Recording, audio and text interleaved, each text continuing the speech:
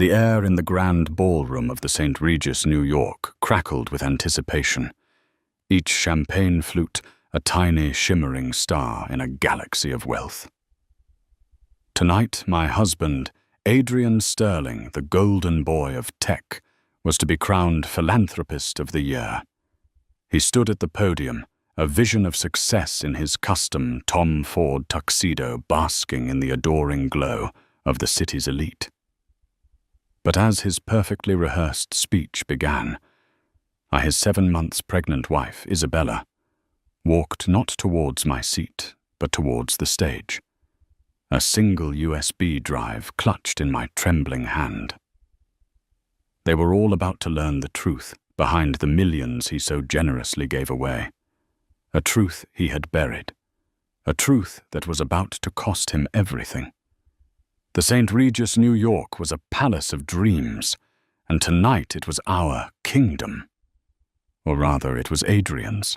Isabella Sterling, was merely his most prized possession. The beautiful soon-to-be mother of his heir, draped in vintage Dior, and dripping in diamonds that felt more like jeweled shackles with each passing society event. From our table at the forefront of the grand ballroom, I had a perfect view of the stage where the Global Philanthropy Forum annual awards were being held. The name itself was a testament to the scale of Adrian's ambition, an event he had meticulously orchestrated to cement his legacy not just as a titan of industry, but as a savior of humanity. The air hummed with the soft murmur of the city's most powerful voices, a symphony of self-congratulation and whispered deals. The clinking of crystal glasses and the subtle flash of paparazzi bulbs at the room's periphery added to the surreal, almost suffocating glamour of it all. Adrian was a master of this universe. He moved through the crowd with an easy grace, his hand possessively on the small of my back, a charming smile permanently affixed to his face.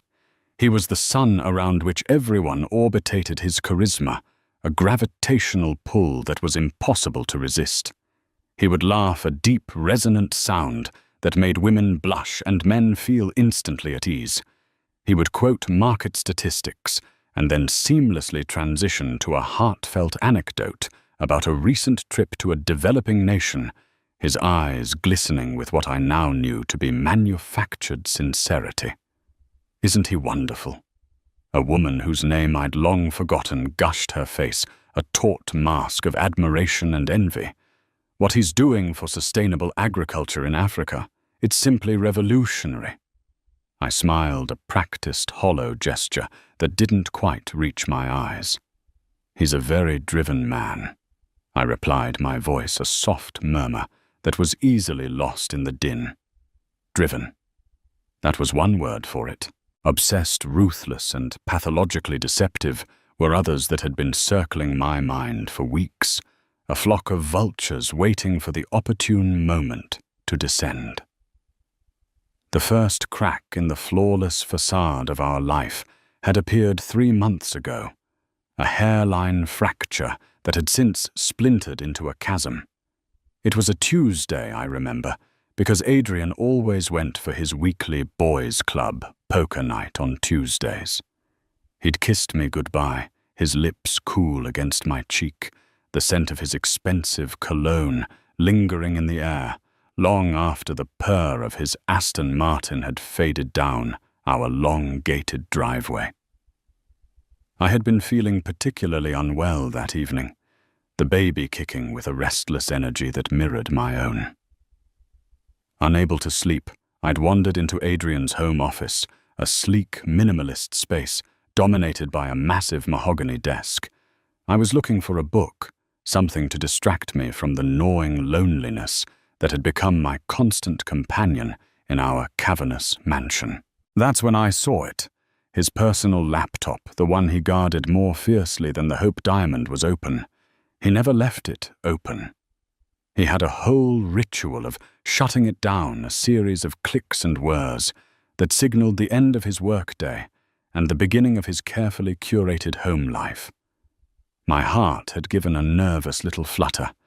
It felt like a violation of some unspoken treaty, but a stronger, more primal curiosity propelled me forward. His email was open.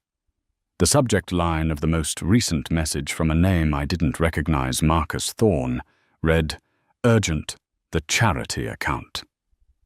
My hand trembled as I clicked it open. The email was short, cryptic, but its implications were devastating.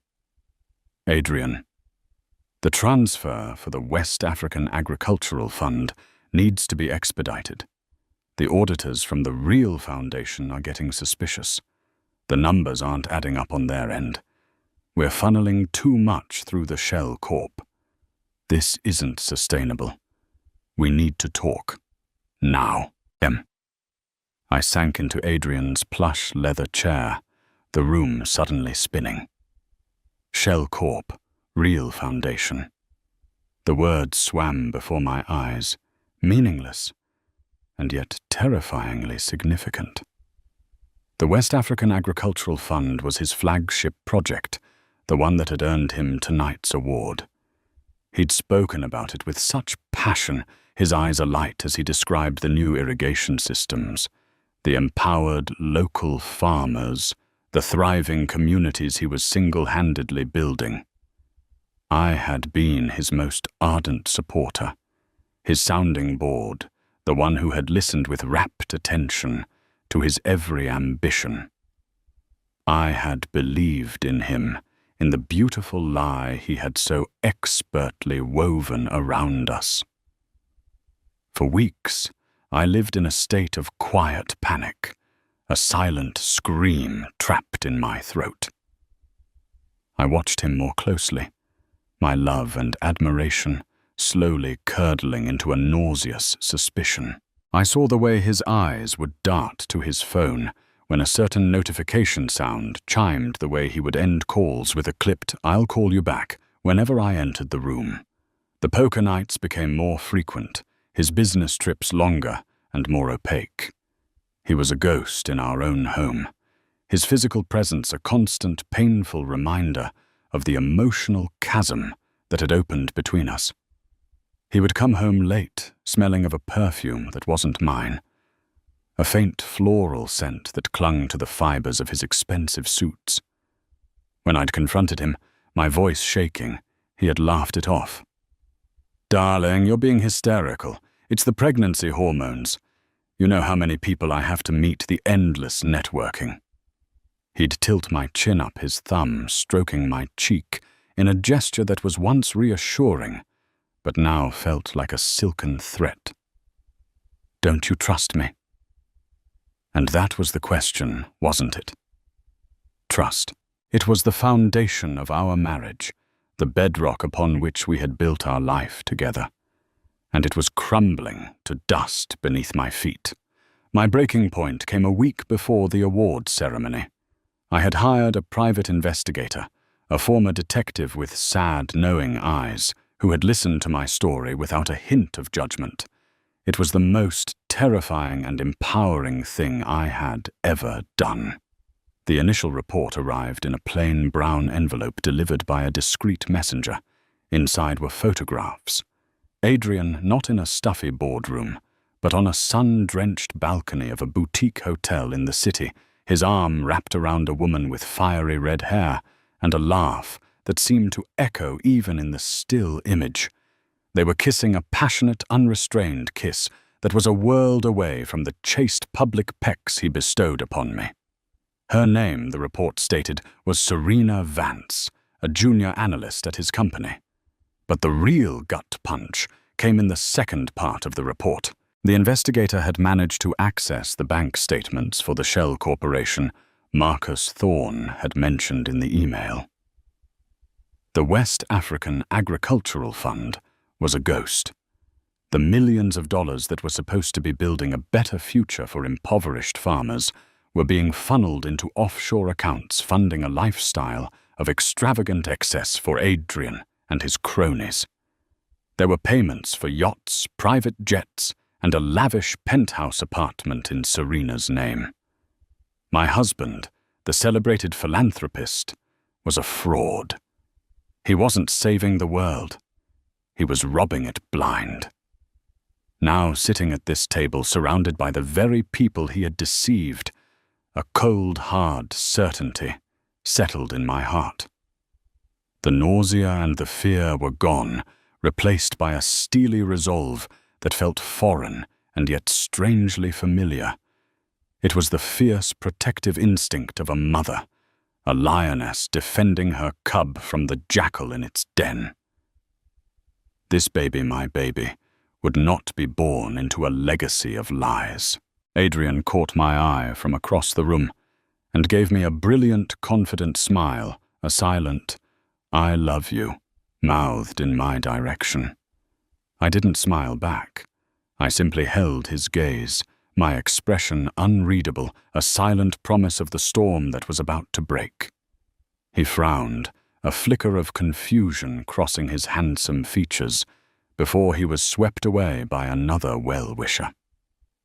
The master of ceremonies, a B-list actor, whose career had seen better days, was now on stage, his voice booming through the speakers as he began the glowing introduction for the final, most prestigious award of the evening. "A man of vision," he declared, his voice dripping with sycophantic praise. "A true humanitarian, whose boundless generosity is changing the world as we know it. Ladies and gentlemen, the recipient of this year's Global Philanthropy Forum, Philanthropist of the Year Award, Mr. Adrian Sterling." The room erupted in thunderous applause. The sound was deafening, a wave of adulation that washed over me, threatening to drown me in its tide. Adrian stood up, buttoning his tuxedo jacket, a look of humble gratitude expertly plastered on his face. He kissed my cheek, a fleeting public gesture of affection that made my skin crawl. "Wish me luck, darling," he whispered, his breath warm against my ear. "You'll need it," I whispered back, my voice so low that he probably didn't even hear it. As he made his way to the stage, the spotlight following him like a divine halo, I stood up. My legs felt surprisingly steady, my hands no longer trembling. The faces at my table turned to me, their expressions a mixture of curiosity and concern. I ignored them. My focus was on one man, and one man only. In my hand, I clutched the small silver USB drive that the investigator had given me. It contained everything: the bank statements, the incriminating emails, the photographs, even a secretly recorded conversation between Adrian and Marcus Thorne, their voices cold and calculating as they discussed their next move. The crowd's applause began to die down as Adrian reached the podium. He adjusted the microphone, his smile radiating a warmth that could melt glaciers. He was about to begin his speech, a masterpiece of deception that I had heard him practice in front of the mirror for weeks, but he would never get to deliver it. With every eye in the room on the man of the hour, I began my slow, deliberate walk towards the stage. My heart hammered against my ribs, a frantic drumbeat against the sudden, deafening silence that was starting to fall over the ballroom as people began to notice the pregnant woman in Dior, making her unscheduled ascent. Adrian's smile faltered as he saw me. The confusion in his eyes morphed into a flicker of panic, then a flash of cold, hard anger. He gave a subtle shake of his head, a silent command for me to return to my seat. I kept walking. My journey from our table to the foot of the stage felt like traversing a vast alien landscape. The plush crimson carpet seemed to stretch for miles, each step a deliberate act of defiance. The air, once filled with the celebratory hum of the elite, had grown heavy, thick with a palpable sense of confusion and unease. The whispers started as a low murmur, a ripple spreading from the tables closest to the stage, and quickly grew into a wave of hushed speculation. What is she doing? Is she unwell? The pregnancy? This is highly inappropriate. It's Adrian's moment. I heard their words, but they were distant like the buzz of insects on a hot summer's day. They were part of the scenery, the backdrop to the only thing that mattered, the truth. My gaze remained locked on Adrian. His carefully constructed mask of confident charm was beginning to crack, the polished veneer chipping away to reveal the raw panic beneath. His eyes, which a moment ago had held the adoring gaze of hundreds, were now fixed on me wide with a mixture of disbelief and fury. He looked like a cornered animal, his instincts screaming at him to either fight or flee. As I reached the short flight of stairs leading up to the stage, a security guard, a burly man with a concerned expression, moved to intercept me. "Ma'am," he said, his voice a low, respectful rumble. "I'm sorry, but you can't be up here right now." I looked at him, and for the first time that evening, I allowed a genuine emotion to surface. It wasn't anger or hatred, but a profound, heart-wrenching sadness. "Please," I said, my voice quiet but firm, imbued with a conviction that gave him pause. "You have to let me pass. It's important." He hesitated, his eyes darting from me to Adrian, who was now gesturing frantically, a silent, desperate command for him to remove me.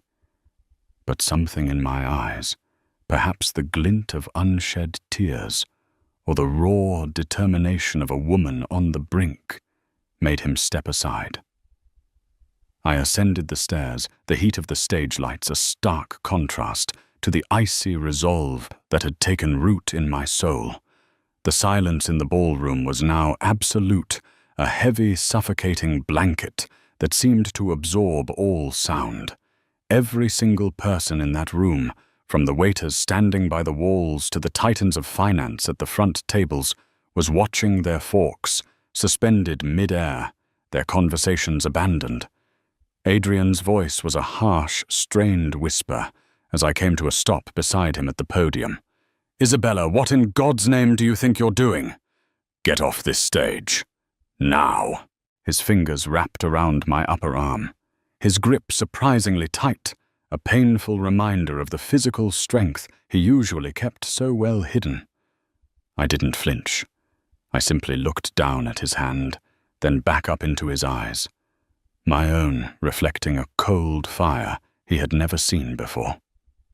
"Let go of me, Adrian," I said, my voice dangerously calm. He recoiled as if I had struck him, his hand falling away. In that moment, he realized that the compliant, adoring wife he had so carefully molded was gone, replaced by a stranger he could no longer control. I turned to the master of ceremonies, who was hovering uncertainly nearby, his face a mask of bewilderment. "I need to use the microphone," I said, my tone leaving no room for argument. He looked at Adrian, then back at me, and then with a shrug of utter defeat, he nodded towards the second microphone on the podium. My hand was surprisingly steady as I adjusted it. I took a deep breath, the scent of expensive floral arrangements and the faint metallic tang of fear filling my lungs. I looked out at the sea of faces staring up at me, a veritable who's who of New York society. These were the people Adrian had courted, the ones whose approval he craved, the ones whose money and influence he had leveraged for his own nefarious ends. They were his enablers, his audience, and now they would be his jury. "Good evening."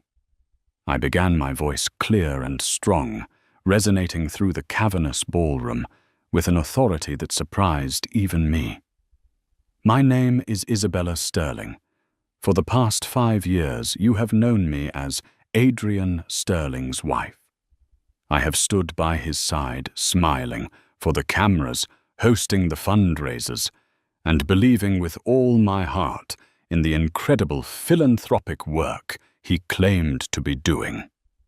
I paused, letting my words hang in the air. I could see the confusion on their faces, the dawning realization that this was not a loving wife's impromptu tribute to her husband. This was something else entirely. I believed in the man who spoke with such passion about empowering communities, about lifting people out of poverty, about creating a legacy of hope. I continued, my voice beginning to tremble, not with fear, but with the weight of my unshed tears. I loved that man. But that man, I have come to learn, does not exist.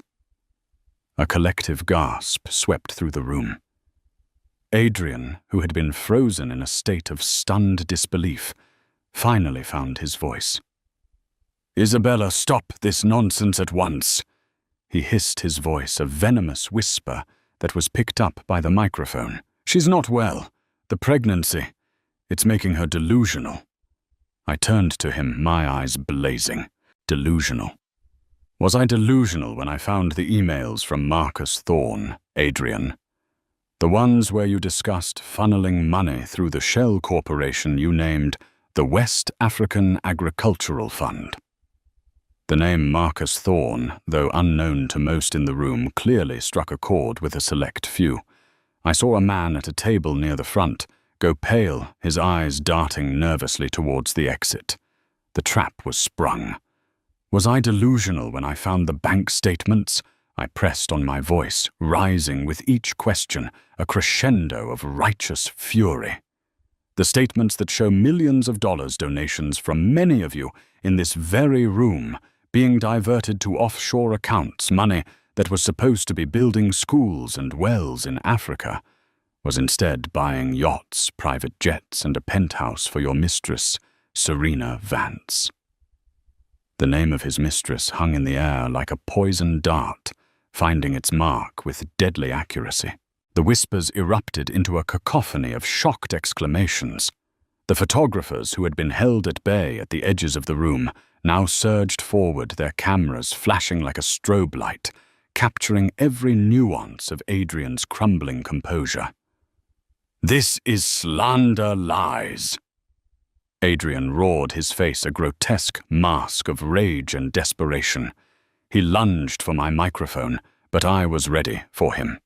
I sidestepped, holding the USB drive aloft for all to see. "I have proof," I declared, my voice ringing with an unshakable conviction. "Everything is on this drive. The emails, the bank statements, the photographs of you and Serena in the love nest you bought with money meant for starving children." I turned my attention to the tech booth at the back of the ballroom. "I have a request for the audio-visual team. There's a file on this drive labeled The Truth. I'd like you to play it, on the big screen, for everyone to see." A stunned silence fell once more, even the photographers freezing in their tracks. The audacity of my request was breathtaking.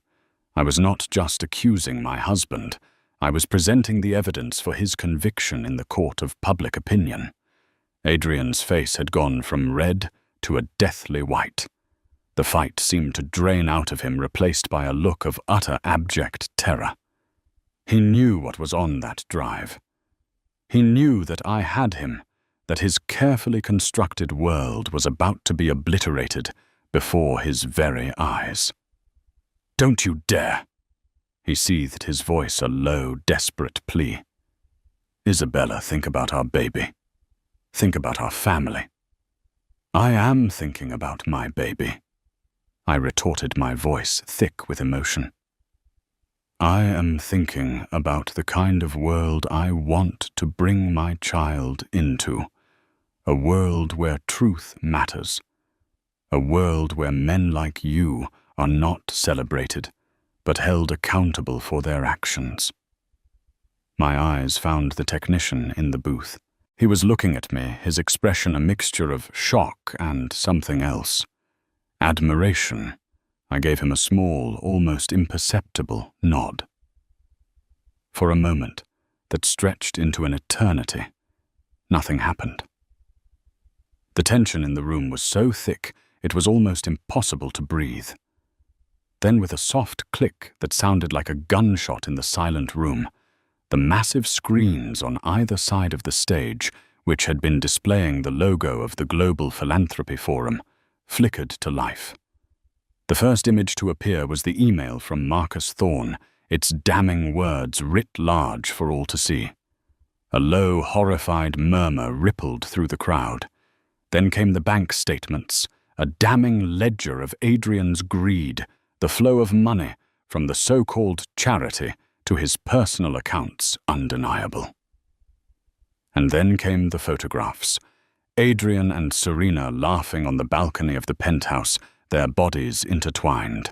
Adrian and Serena dining at a Michelin-starred restaurant, their hands clasped across the table. Adrian and Serena kissing the image, a brutal, irrefutable testament to his betrayal. A woman in the front row, a prominent socialite who had been one of Adrian's most vocal supporters, let out a horrified gasp, her hand flying to her mouth. Another man, the CEO of a major bank, simply shook his head in disgust. But the final, most devastating piece of evidence was yet to come. The audio file began to play the voices of Adrian and Marcus Thorne, filling the ballroom, their conversation, a cold, callous testament to their crimes.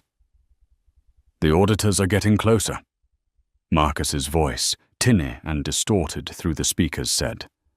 "Let them," Adrian's voice replied, cool and arrogant. "By the time they figure anything out, we'll have moved the money through 3 more shell companies. These people in New York society are so desperate to feel like they're making a difference, they'll believe anything. I could tell them I'm building a theme park on the moon, and they'd write me a check." The recording ended, plunging the room back into a stunned, echoing silence. The only sound was the frantic, desperate panting of the man standing next to me. I didn't need to look at Adrian.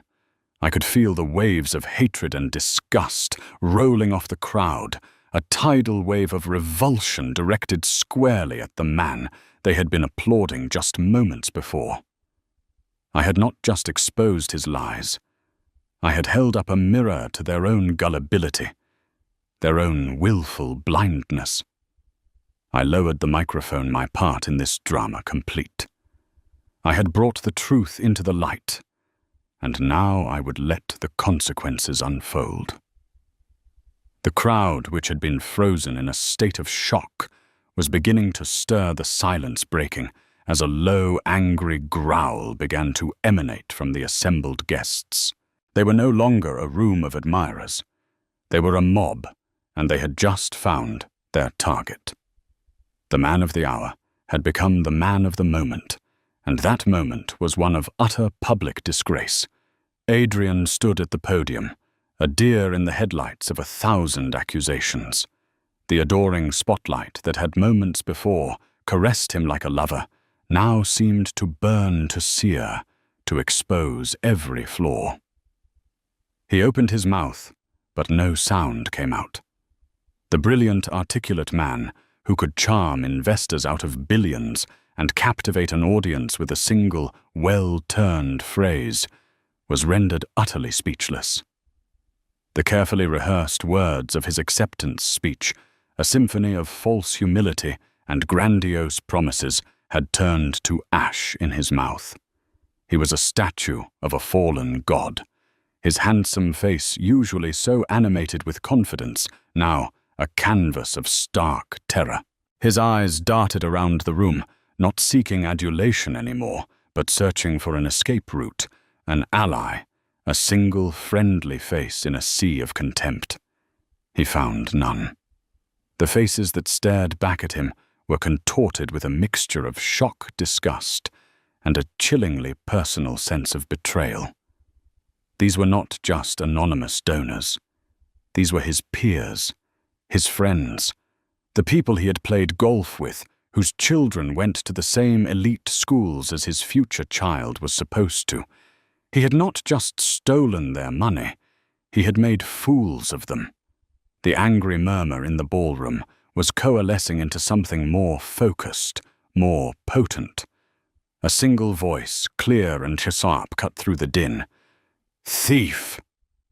It was a man in the third row, a real estate mogul, known for his ruthless business practices, but who apparently drew the line at stealing from charities. The word hung in the air for a moment. Then it was as if a dam had broken. "Fraud!" shouted another. "Liar!" A woman's voice shrieked, her face a mask of fury. The accusations came from all corners of the room. A volley of verbal stones hurled at the man on the stage. The crowd had turned. The sycophants had become a lynch mob. The energy in the room had shifted from celebratory to predatory, and Adrian was their prey. He finally turned to me, his eyes pleading, desperate. The anger was gone, replaced by a raw, naked fear that was almost pitiful to behold. "Isabella, please, tell them it's a lie, a misunderstanding." He stammered, his voice hoarse, barely audible above the rising tide of anger from the audience. I simply looked at him, my heart a cold, heavy stone in my chest. There was no pity there, no lingering affection. The man I had loved was a ghost, a fiction he had created. This trembling, pathetic creature before me was a stranger. "The truth," I said, my voice barely a whisper for his ears, "only is not a misunderstanding, Adrian." The master of ceremonies finally jolted out of his stupor, scrambled to the podium. "Ladies and gentlemen, please, let's have some order," he pleaded, his voice cracking with panic. But no one was listening to him. The situation had spiraled far beyond his control. The first person to act was a woman I recognized as Beatrice Vanderbilt, a doyenne of New York society whose family name was synonymous with old money and unassailable integrity.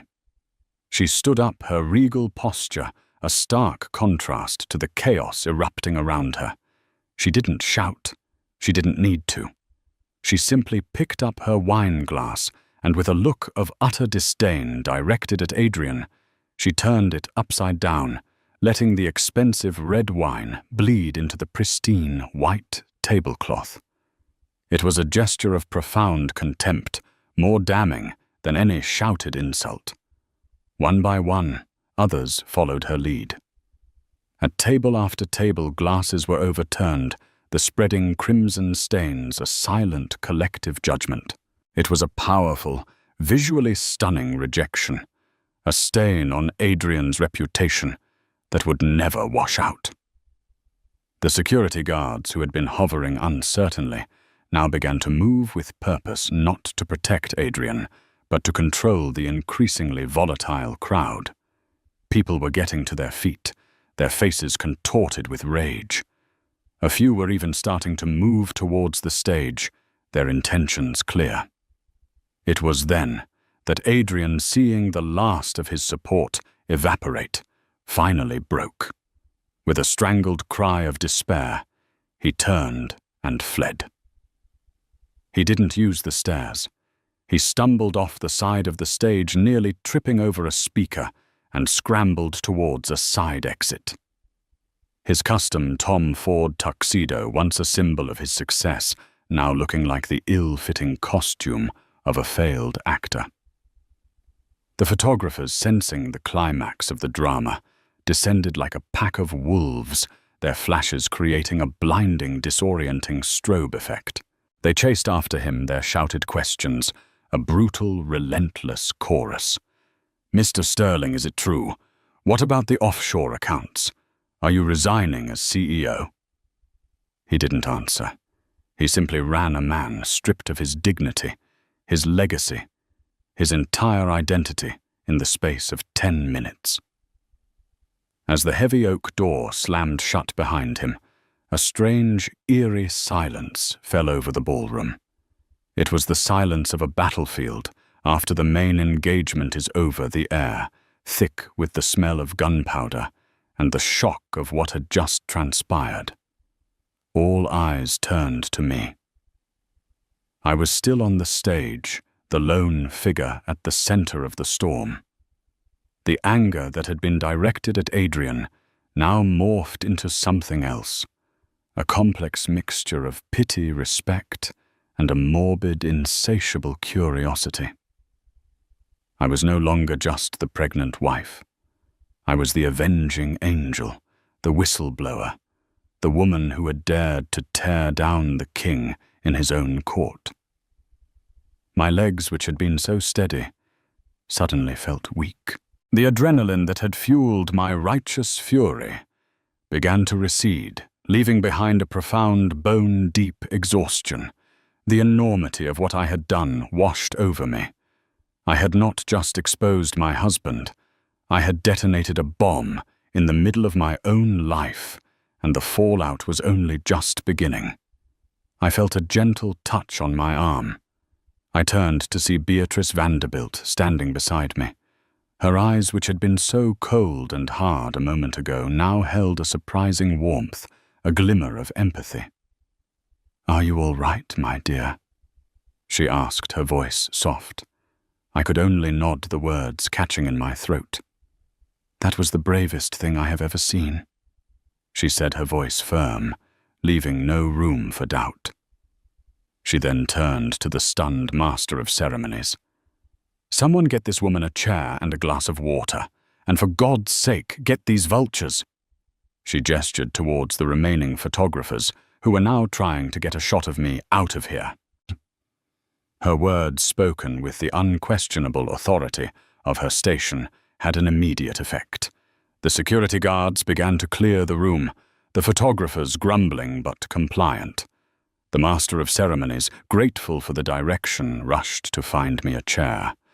As I sank into it, the full weight of the past few months, the sleepless nights, the gnawing anxiety, the heartbreak of my husband's betrayal, came crashing down on me.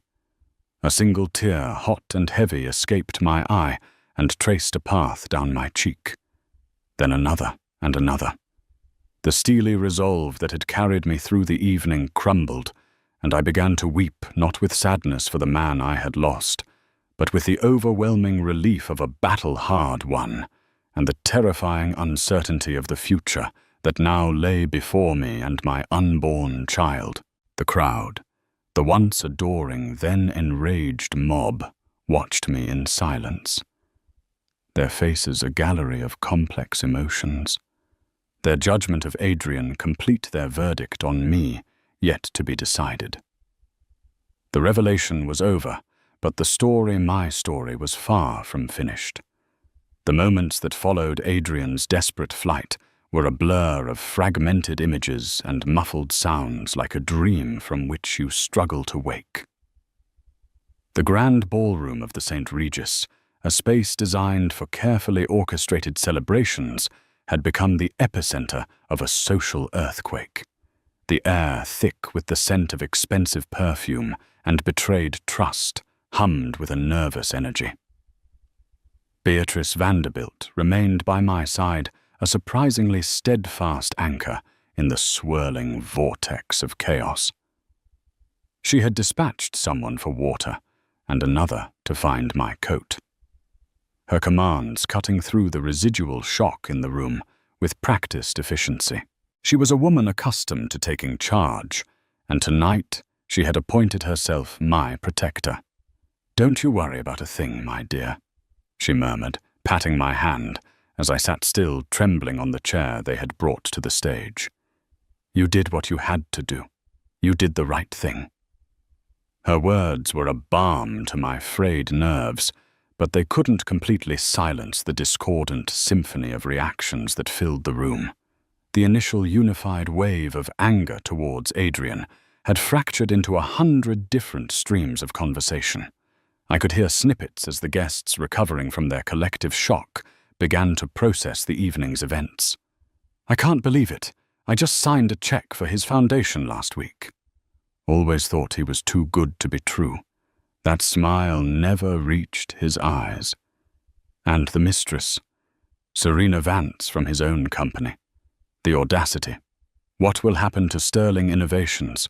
The stock will plummet on Monday. Their focus had shifted from the moral outrage of the deception to the practical financial and social consequences. They were picking over the carcass of Adrian's reputation, their whispers the sound of vultures circling. I saw people huddled in small groups, their heads close together, their phones glowing as they frantically scrolled through news feeds, no doubt waiting for the first online reports to break. The story was already escaping the confines of the ballroom, spreading like a virus into the digital world. My own phone, which I had left at the table, was now in Beatrice's possession. She held it up the screen, a relentless, strobing beacon of incoming calls and messages. "I think it's best we keep this off for now," she said, her expression grim. I nodded numbly. I couldn't face the deluge of questions, the feigned concern, the morbid curiosity of friends and acquaintances. A young woman, one of the event organizers, approached the stage hesitantly. Her face was pale, her eyes wide with a mixture of awe and terror. "Mrs. Sterling, your car is ready whenever you are. We've arranged for you to leave through a private exit. The front entrance is impossible." I understood what she meant. The paparazzi who had chased Adrian out would now be lying in wait for me, hoping for a quote, a tearful photograph, the next chapter in the scandal that would grace the front pages of tomorrow's tabloids.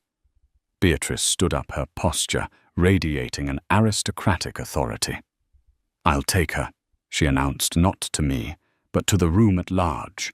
It was a declaration of allegiance, a clear signal to everyone present which side she was on.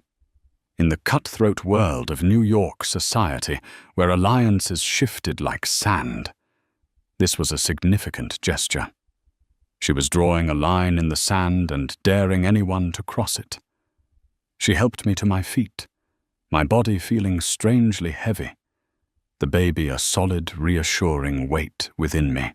As we made our way off the stage, a path seemed to clear for us. The whispers didn't stop, but they were no longer directed at me with malice. Instead, the faces I saw held a new complex expression, a blend of pity, admiration, and a healthy dose of fear. I was no longer just the victim. I was the giant slayer, a woman who had demonstrated a terrifying capacity to upend the established order. We bypassed the main ballroom and were led through a labyrinth of service corridors, the glamour of the St. Regis giving way to a world of stainless steel linoleum floors and the clatter of kitchen staff. It was a jarring transition from the pinnacle of high society to its unglamorous underbelly, a fitting metaphor for the evening itself. The private exit led to a quiet side street, where a sleek black Bentley, Beatrice's personal car, was waiting, its engine purring softly. Her driver, a stoic man with a placid face, held the door open for us. As I slid onto the cool leather of the back seat, the sheer exhaustion I had been holding at bay washed over me in a dizzying wave. The drive to my, or what was once our mansion, was a silent one. The city lights blurred past the tinted windows, the familiar landmarks of a life that no longer felt like my own. What was I going back to?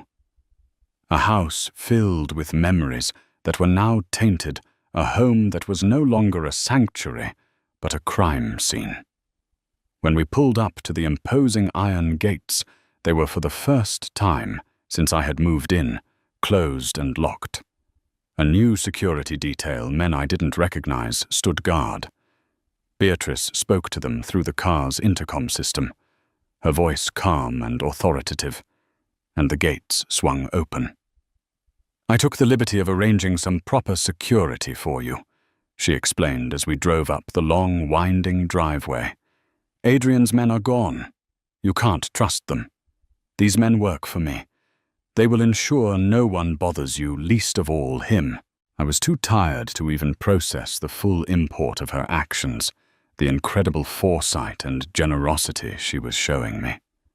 All I could do was whisper a choked, "Thank you." The house was dark, save for a single light burning in the foyer.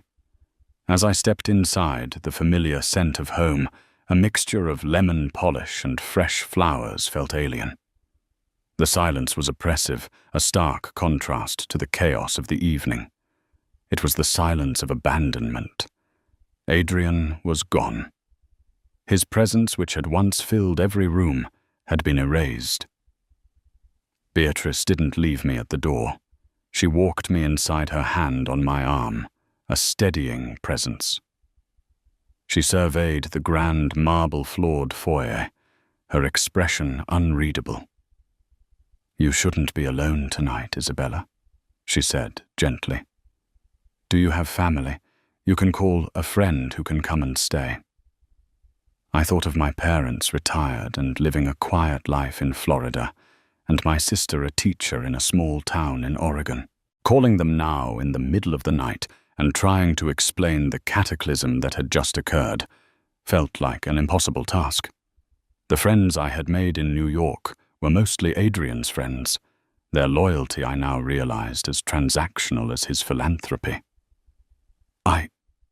I don't know," I stammered, the full weight of my isolation crashing down on me.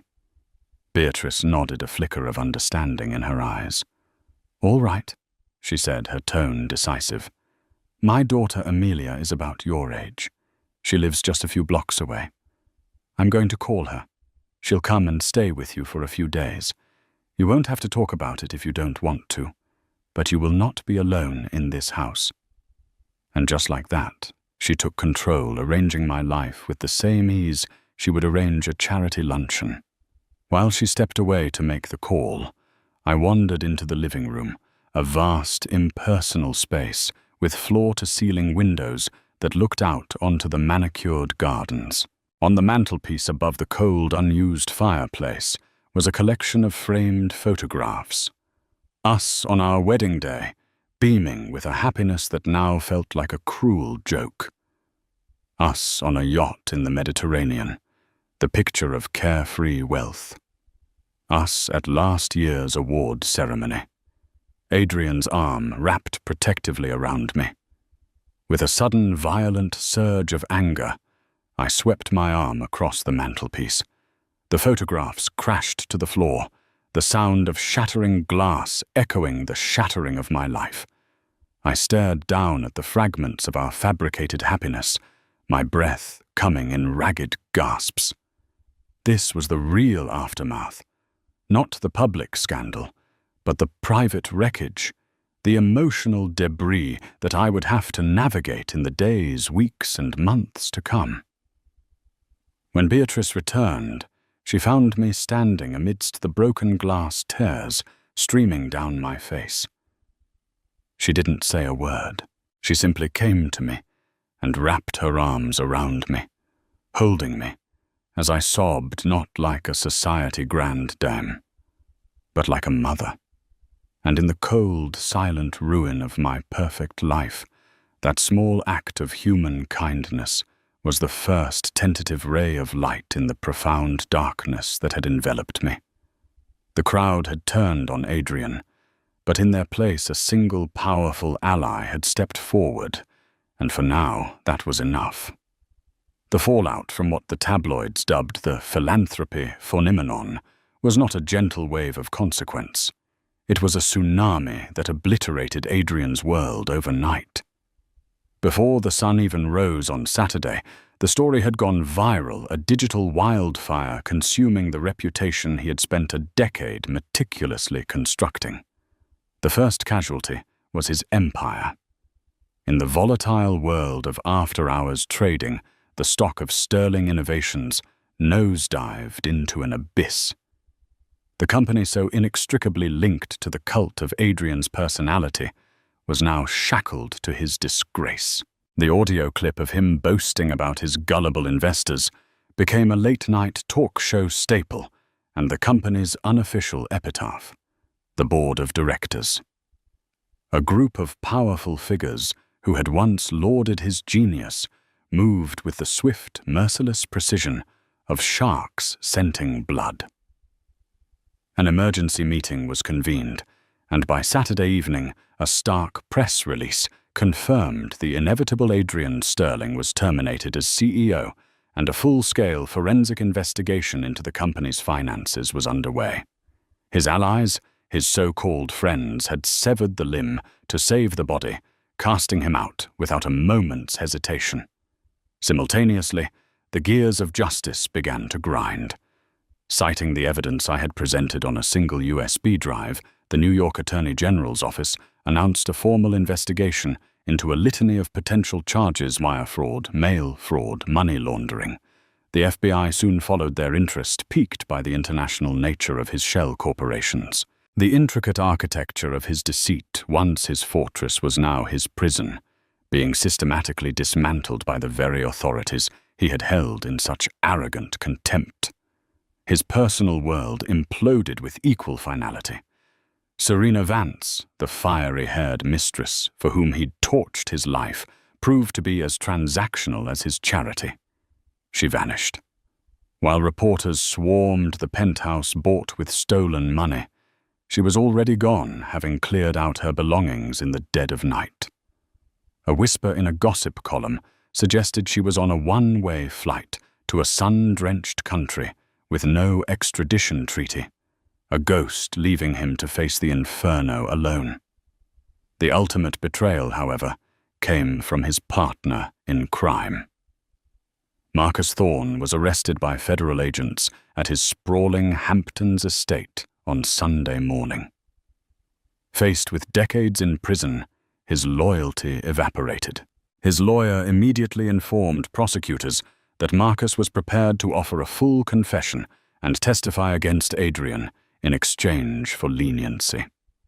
It was the final fatal nail in Adrian's legal coffin. And where was the man himself he had gone to ground? In the days following his humiliating flight from the St. Regis, a media manhunt of epic proportions ensued. But Adrian was gone. He did, however, try to reach me. The phone Beatrice had taken from me was a testament to his spiraling desperation, logging over 100 missed calls. His texts painted a portrait of a man unraveling in real time. Isabella, please, we have to talk. This is all a terrible misunderstanding. I can explain everything. Don't let them do this to our family, to our baby. I'm sorry. God, I'm so sorry. Just tell me what you want. I'll do anything. I read them in the quiet solitude of the mansion, now guarded by Beatrice's professional security team. His words, once capable of bending my reality, were now just pathetic manipulative noise. I felt nothing but a cold, clinical detachment. I deleted the messages and blocked his number without a reply. The true, horrifying depth of his cruelty was revealed to me not by the news, but by my own legal team. I sat in the vast, silent living room with Clara, my lead attorney, a sharp, empathetic woman who treated me not as a victim, but as a survivor. She laid out a series of corporate documents, her expression grim. We've been untangling the structure of his shell companies, Clara said, her finger tracing a line of legalese. And we found this. He made you a director on 2 of them. He forged your signature. I stared at her, the blood draining from my face. What does that mean? Clara's eyes met mine, and they were filled with a cold fury on my behalf. It means he was building a firewall, Isabella. If the scheme ever collapsed, if investigators started closing in, their first stop would have been the board members. He was setting you up to be the fall guy. He would have claimed he knew nothing that his pregnant wife handled those accounts. He wasn't just cheating on you. He was willing to send you to prison to save himself. The air left my lungs. It was a level of cold, calculated evil I couldn't have imagined. This wasn't just greed or infidelity. It was a complete absence of humanity. The last vestiges of any lingering pity I might have felt for him turned to ice. A week after the ceremony, the manhunt ended. Adrian wasn't found in a private jet bound for the Caymans or a luxury villa in Dubai. He was found in a cheap, grimy motel in Queens, located when he tried to use a credit card that was instantly declined. He had run out of cash. The images of his arrest were stark and brutal. The titan of industry unshaven, his eyes hollow with paranoia, being led out of a $50 a night room in handcuffs. His custom Tom Ford suit, the symbol of his power and success, was rumpled and stained the costume of a failed king. As reporters swarmed him, he looked directly into a camera, his face a mask of desperation. "Isabella!" He screamed, a raw, pathetic cry that was swallowed by the chaos. I watched it all on the news, sitting in the safety of my new life, the life he had almost destroyed. I felt a grim, undeniable satisfaction in seeing him brought so low. But as the police car pulled away, I also felt a strange, phantom ache, a deep and profound sadness. Not for the broken man on the screen, but for the man I thought I had married, the beautiful lie I had loved so completely. His unraveling was a public spectacle, but for me it was a brutal but necessary amputation. The cancer had been removed, and now, finally, I could begin to heal. The months following Adrian's arrest were a quiet, deliberate reconstruction. His trial was a media sensation I chose to ignore, providing my testimony privately. The evidence was insurmountable. Adrian Sterling was sentenced to 20 years in federal prison for fraud, and money laundering, his name forever cemented as a cautionary tale. Our divorce was swift. I wanted nothing from his tainted empire. The mansion, the art, the cars were all liquidated, the funds placed in a trust to compensate the victims of his phantom charity. I walked away not with riches, but with my freedom. That freedom found a home in a light-filled apartment on the Upper West Side, a sanctuary I built with the help of Beatrice and Amelia, whose friendship had become my bedrock. The true turning point came on a crisp autumn day, with the birth of my son. I named him Ethan, meaning strong, and as I held him, his tiny fingers curled around mine. The void of Adrian's betrayal was filled with a love so profound. It healed me. I knew one day I would have to tell Ethan about his father, not with bitterness, but with sad honesty, teaching him that he was not defined by the mistakes of a man he would never know. Fueled by this new purpose, I used what remained of my own funds to start a small, legitimate foundation. It was quiet work dedicated to supporting single mothers who, like me, were building new beginnings from wreckage. Its impact wasn't measured in headlines, but in the tangible relief it provided to women in need. A year after that fateful night, I watched Ethan take his first wobbly steps in a sunny park. I was no longer Isabella Sterling, the millionaire's wife. I was just Isabella, a mother, a survivor, a woman who had walked through fire and found a new, more authentic wealth on the other side. The gilded cage was a memory, and in its place, I had built a real life. As I watched my son pick himself up after a tumble, a determined smile on his face, I knew with absolute certainty that my story was just beginning. The story of Isabella and Adrian is a raw, unflinching look at the corrosive power of lies and the incredible strength it takes to bring the truth to light. It's a reminder that true wealth isn't measured in dollars, but in integrity, courage, and the love that endures even after the most devastating betrayals. Isabella's journey from a silenced wife to a powerful force for change shows us that even in the darkest of times, We have the power to rewrite our own narrative and build a new, more authentic life. In the glittering world of Manhattan's elite, where love is a currency and secrets are the deadliest assets, a billionaire's pregnant wife is brutally cast out onto the street from their lavish penthouse. Left with nothing but the clothes on her back and a heart shattered into 1,000,000 pieces, her life takes an unimaginable turn. As she weeps on the cold pavement, a mysterious force begins to move mountains for her. This isn't just a story of revenge. It's a tale of an astonishing secret, a hidden benefactor with a shocking agenda, and the ultimate power play that saw an entire New York City skyscraper bought just for her. The penthouse at 157, the glittering needle piercing the Manhattan skyline, was more than a home. It was a kingdom. For Anya, it was a gilded cage, albeit one with breathtaking floor-to-ceiling views of Central Park.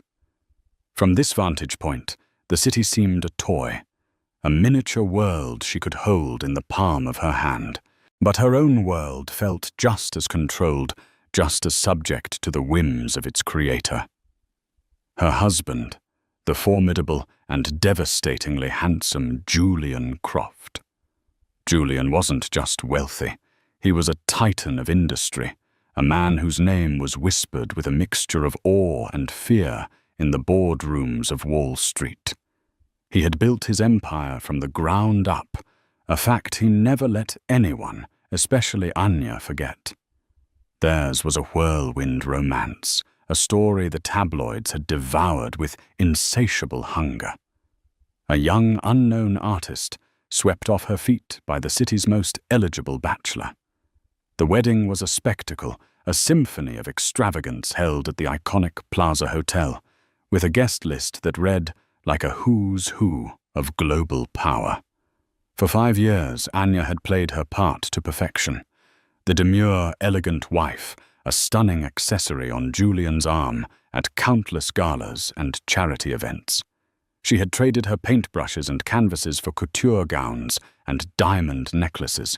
She had learned to navigate the treacherous waters of New York high society, a world where smiles were weapons and friendships were transactional. She had even convinced herself she was happy that the intoxicating rush of their lifestyle was a worthy substitute for the quiet passion of her art. The first cracks in the flawless facade of their marriage had appeared subtly. A dismissive wave of his hand when she mentioned wanting to set up a small studio in a spare room. A condescending smile when she offered an opinion on his latest business venture. Julian had not married a partner. He had acquired a beautiful possession, one he expected to remain pristine and silent on its pedestal. But everything changed the day Anya discovered she was pregnant. A tiny, fluttering heartbeat on a grainy ultrasound screen had ignited a spark of hope in her that she hadn't realized was dormant. This child, their child, would be the bridge that finally connected their two disparate worlds. It would be the one thing that was truly theirs, not just another of Julian's acquisitions. She planned the reveal meticulously. A private dinner in the penthouse, the city lights twinkling below like a sea of scattered diamonds. She wore a simple, elegant white dress, a stark contrast to the vibrant, abstract painting she had secretly been working on for weeks, a piece she planned to give him as a gift, along with the news. Julian arrived late, as he often did, his face a mask of weary indifference. He loosened his tie, his eyes already on his tablet, scrolling through market reports. "Long day," he grunted, barely glancing at the exquisitely set table. Anya's carefully constructed confidence began to waver. "I have something to tell you, Julian," she said, her voice a little too bright. "Can it wait, Anya? I have a conference call with Tokyo in an hour." "No," she insisted, her hand instinctively going to her still flat stomach. "It can't wait." She took a deep breath and told him. The words tumbled out full of hope and nervous excitement. She spoke of their future, of a family, of a love that would finally be more than just a performance. When she finished, the silence was deafening, broken only by the distant hum of the city. Julian's expression was unreadable. He slowly placed his tablet on the table, his gaze cold and analytical. "You're pregnant." He stated the words flat and devoid of emotion. "Yes?" she whispered, a smile finally breaking through her anxiety. "Isn't it wonderful?" He stared at her for a long moment, his eyes narrowing. Then he did something that chilled her to the bone. He laughed. It wasn't a laugh of joy or surprise, but a short, sharp bark of derision. "Wonderful!" He sneered, the word dripping with contempt. "You think this is wonderful?" Anya's smile faltered. "What do you mean?" "I mean," he said, rising from his chair and pacing the room like a stalked panther, "that this is a disaster, a complication I neither need nor want." The blood drained from Anya's face. "A complication, Julian. This is our child." "It's a liability," he shot back, his voice rising. "My life is perfectly calibrated, Anya. My business, my public image, my personal life. Everything is exactly as it should be. A child throws a wrench in all of that. The noise, the mess, the demands on my time. It's an inconvenience." Tears pricked at Anya's eyes. "An inconvenience. That's all this is to you." "What did you expect?" he scoffed. "That I would suddenly transform into a doting father, that we would become some sort of idyllic happy family. That was never part of the arrangement, Anya. You were supposed to be the beautiful, uncomplicated part of my life. Not this."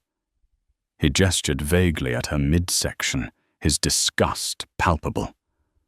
The cruelty of his words was like a physical blow. The gilded Kai she had lived in for 5 years suddenly felt suffocating, its golden bars turning to cold, hard steel. "The arrangement," she echoed, her voice trembling with a mixture of hurt and fury. "I thought this was a marriage." "It's a partnership," he corrected her, his tone sharp and clinical. "And you have just violated the terms of our agreement." "By getting pregnant?" she cried, her composure finally shattering.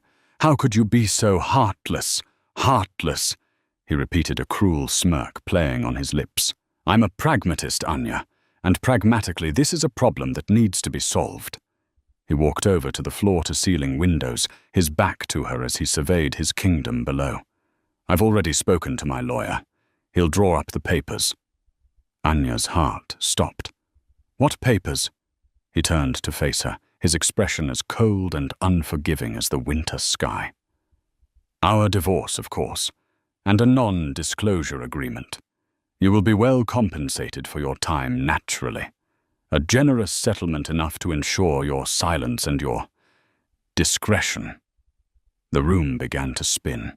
"You're divorcing me?" "Because I'm pregnant." "I'm terminating a contract that has been breached," he said, his voice devoid of any warmth.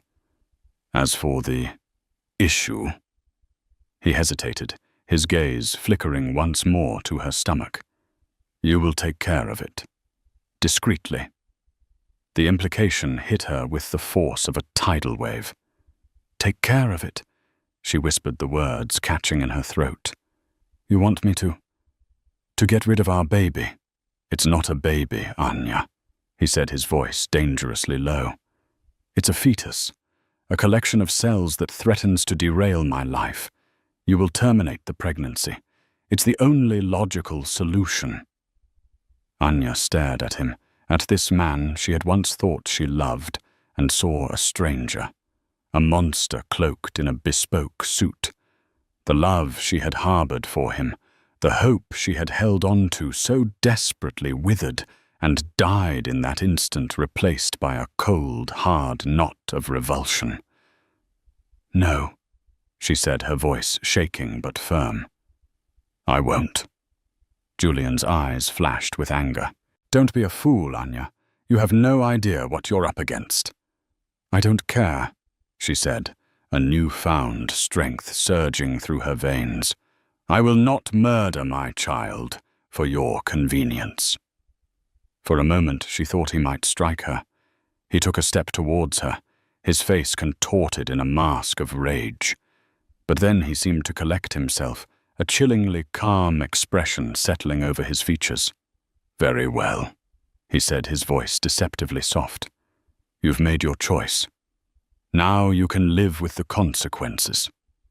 He walked to the grand marble-clad entrance of the penthouse and gestured to the two imposing security guards who were always stationed there.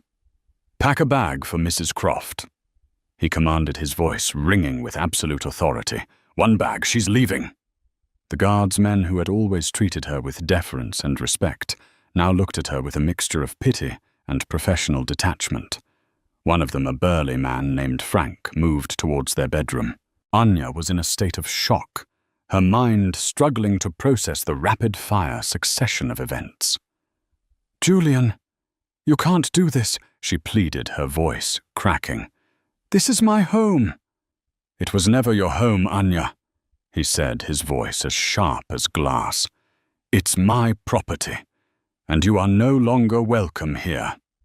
He pulled out his phone and began to type, his attention already elsewhere. "You have 5 minutes." Frank returned with a single small suitcase, one she had used for a weekend trip years ago. He had thrown in a random assortment of her belongings: a few dresses, a pair of shoes, some toiletries. It was a pathetic collection, a stark representation of how little she truly owned in this life of extravagant illusion. "Julian, please," she begged, tears streaming down her face. "Don't do this. Think about our baby." He didn't even look up from his phone. "The baby is your problem now," he said coldly. "You chose it over me, over this life." He finally raised his eyes, his gaze sweeping over her with a look of utter disdain. "You'll be hearing from my lawyer." The security guards flanked her, their presence a silent, immovable force. They escorted her to the private elevator, the doors closing with a soft, final hiss, sealing her off from the life she had known. As the elevator descended the 90 floors, Anya stared at her reflection in the polished bronze walls, a woman in a beautiful white dress, her face streaked with tears, clutching a small suitcase. A queen banished from her castle. The elevator doors opened into the opulent lobby, the air thick with the scent of expensive perfume and fresh flowers. The doorman, a man who had greeted her with a warm smile every day for 5 years, now averted his gaze, his face a mask of professional neutrality. He held the door open for her, and she stepped out into the harsh, unforgiving glare of the New York City night. The cold air hit her like a slap in the face, a stark contrast to the climate-controlled perfection of the penthouse. The sounds of the city, which had always seemed so distant and muted from her perch on the 90th floor, were now a deafening cacophony of blaring horns, shouting voices and wailing sirens. She stood on the pavement outside 157, the monumental skyscraper looming over her like a silent, indifferent giant. She was homeless, pregnant, and alone with nothing to her name but a suitcase full of clothes and a heart full of shattered dreams. The tears came then hot and unrestrained, a torrent of grief and despair. She sank to her knees on the cold, unforgiving concrete, her body shaking with sobs, oblivious to the curious glances of passers-by. She had been kicked out of the penthouse, but as she wept in the shadow of the tower, a plan was already in motion, set in place by a secret benefactor who had been watching, waiting for this very moment. A benefactor who was about to buy her the entire tower. The first few hours were a blur of disorientation and raw, unadulterated pain. Anya wandered the streets of Manhattan like a ghost, her designer heels so accustomed to plush carpets and chauffeured cars, now clicking awkwardly on the grimy pavement. The city that had once been her playground had transformed into a labyrinth of indifferent faces and towering buildings that seemed to mock her fallen state. She eventually found herself in a small, dingy hotel in a less fashionable part of town, the kind of place she hadn't set foot in since she was a struggling artist with more dreams than dollars. The room was cramped and smelled of stale cigarette smoke and desperation. The threadbare carpet was a world away from the hand-knotted silk rugs of the penthouse. As she sat on the edge of the lumpy mattress, the full weight of her situation crashed down on her. She had no one. Her family, a modest, middle-class couple from Ohio, had been so intimidated by Julian's wealth and power that their relationship with Anya had become strained and distant. They had seen her marriage as a fairy tale, a life beyond their wildest imaginations. How could she possibly tell them that the prince was a monster and the castle had crumbled? Her friends, the glamorous, air-kissing women of her social circle, were Julian's friends first and foremost. Their loyalty, she knew, was tied to his influence and his bank account. To them, she was now a liability, a social pariah, a cautionary tale to be whispered about over champagne and canapés. The next morning, the news broke. It wasn't in the gossip columns of the tabloids, not yet.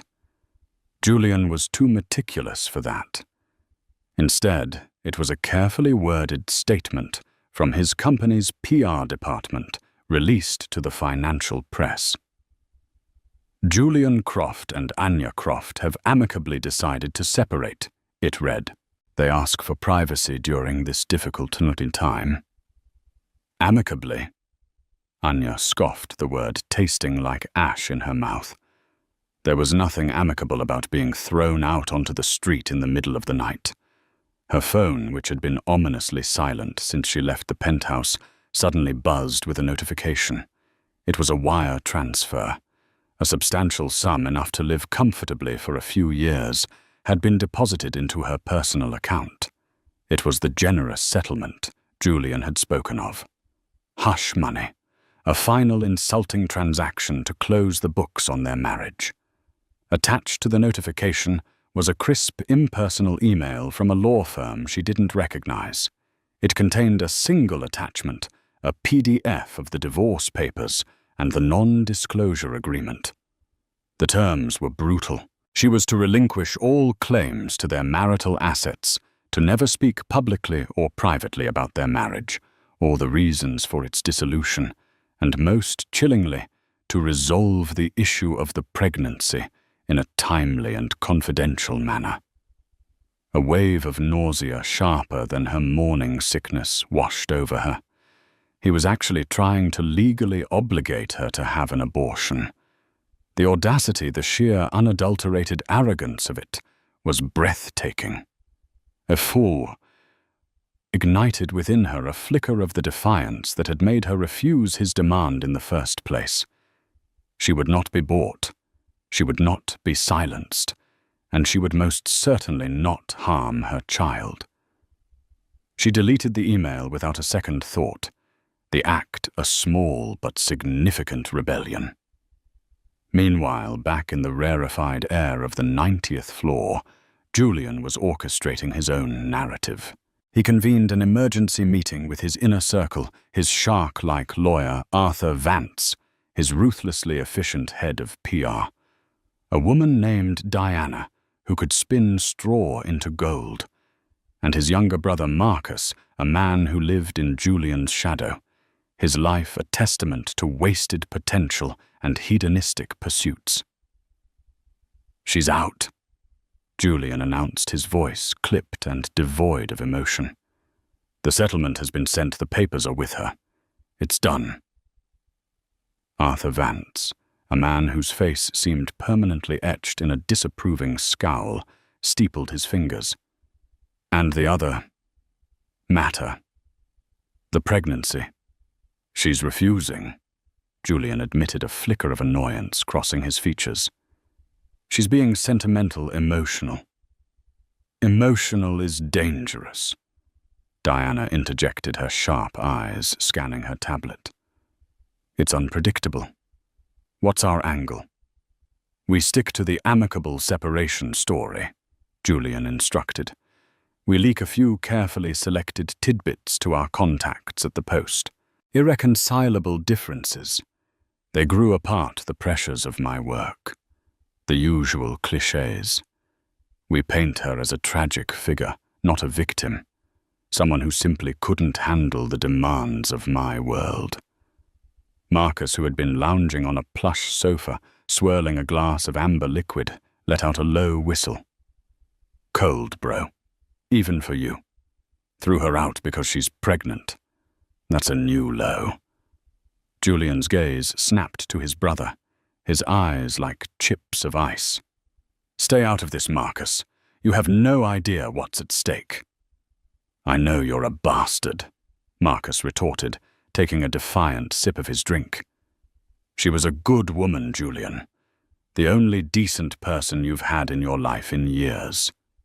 She was a distraction. Julian shot back, his voice rising. A beautiful, expensive distraction. And now she's a complication that I am handling. So what's the real reason? Marcus pressed a rare spark of seriousness in his eyes.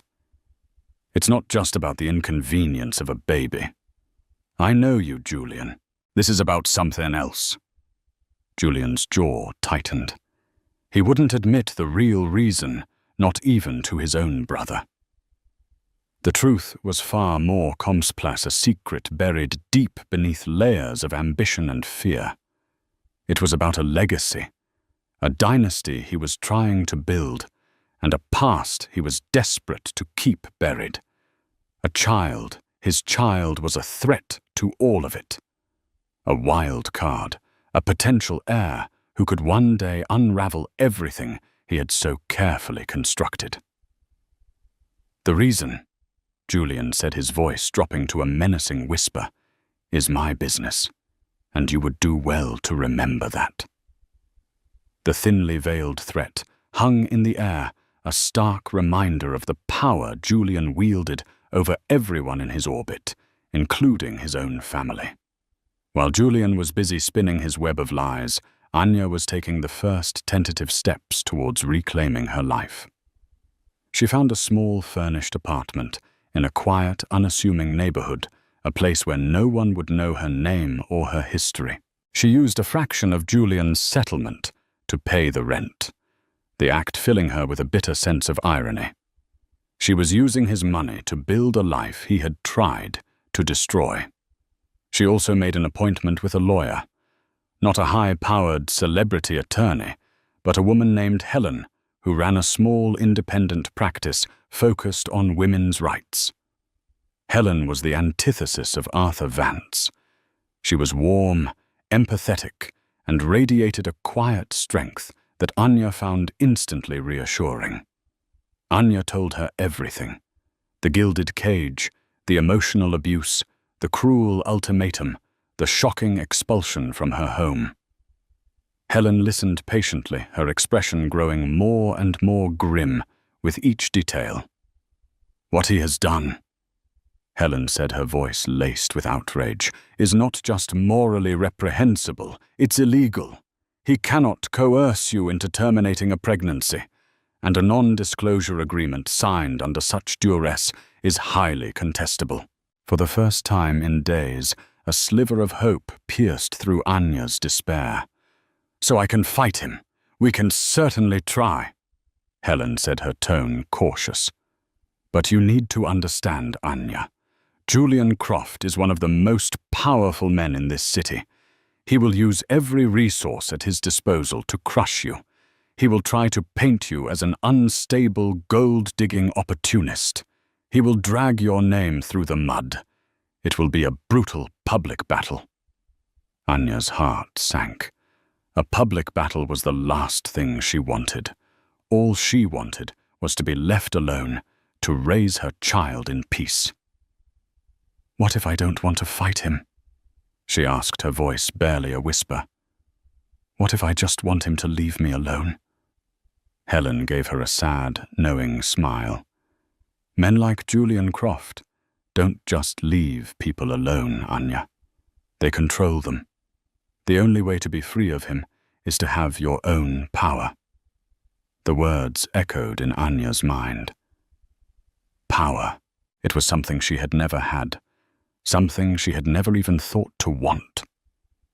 She had been content to live in the shadow of Julian's power, never realizing that the shadow was a cage. As she left Helen's office, a sense of weary resignation settled over her. The fight seemed too daunting, the odds too insurmountable. She walked through the unfamiliar streets of her new neighborhood, her hand resting on her belly, a silent promise to the life growing inside her. She would protect this child, even if it meant living a life in the shadows, constantly looking over her shoulder.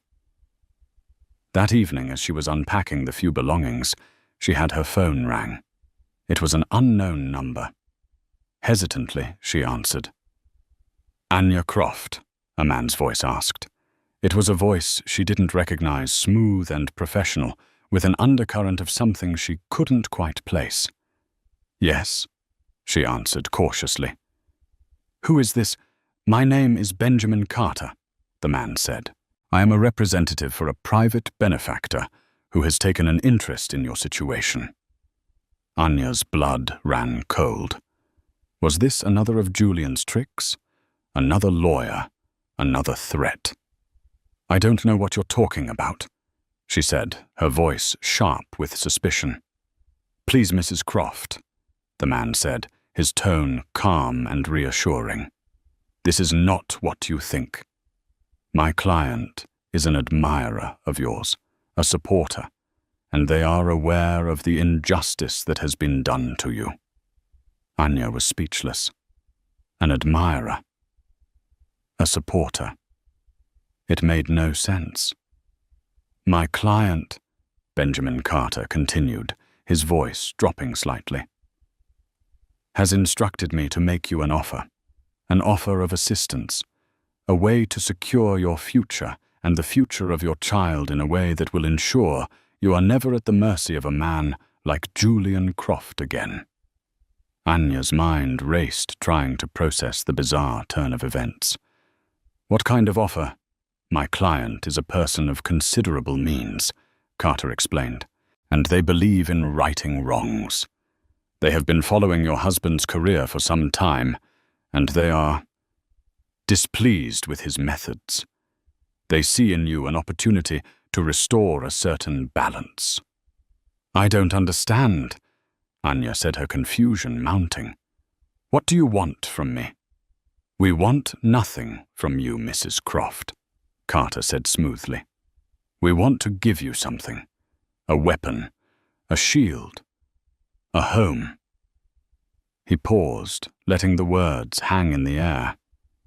"My client is in the process of acquiring the entire 157 tower, and they would like to gift you the penthouse, your former home, along with a controlling interest in the building's ownership." Anya dropped the phone. It clattered to the floor, the man's voice still faintly audible. She stared at the cracked screen, her heart pounding in her chest. It was impossible. A prank, a cruel, elaborate hoax designed to break her spirit completely. But as she stood there in her small, anonymous apartment, a tiny, insane flicker of hope ignited within her. What if it wasn't a hoax? What if there was someone out there, a secret benefactor, a guardian angel with an appetite for vengeance and a flair for the dramatic? The idea was so outlandish, so utterly unbelievable, that it was almost perfect.